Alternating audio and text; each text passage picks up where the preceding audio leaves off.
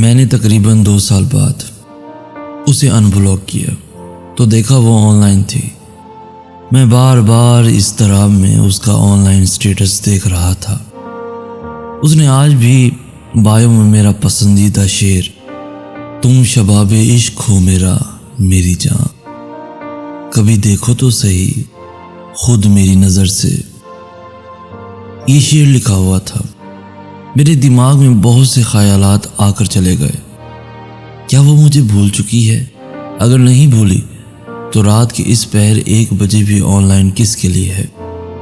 کیا میرا انتظار تھا یا وہ کسی اور کے حصول میں نکل پڑی تھی؟ میری سوچیں بار بار میرے ذہن کو جھنجھوڑ رہی تھیں۔ میں نے میسج ٹائپ کرنا شروع کیا، کیسی ہو؟ اب تک سوئی کیوں نہیں؟ لیکن ایک خوف بھی تھا کہ وہ آگے سے کہہ دے کہ تم کون ہو، یا تمہیں اس سے کیا، یا تم کون ہوتے ہو پوچھنے والے۔ میں سارے حق تو کھو چکا تھا۔ میں اسے اپنے ہی ہاتھوں تو بے عزت کر کے زندگی سے بے دخل تو کر چکا تھا۔ اب کس منہ سے ٹیکسٹ کرتا، لیکن پھر دوبارہ ایک بار اس کی آواز سننے کو، اس کے لبوں سے اپنا نام سننے کو دل چاہ رہا تھا۔ میں نے کئی بار یہی فقرہ تم کیسی ہو لکھ لکھ کر مٹا دیا۔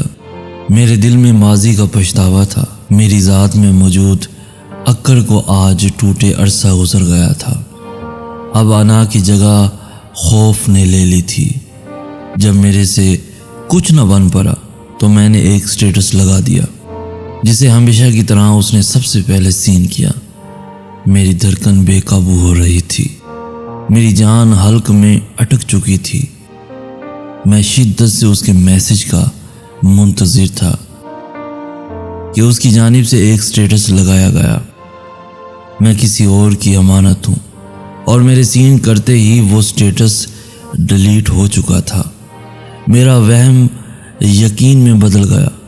میں اس سے سوال کرنا چاہتا تھا، اسے کہنا چاہتا تھا، مگر کیسے؟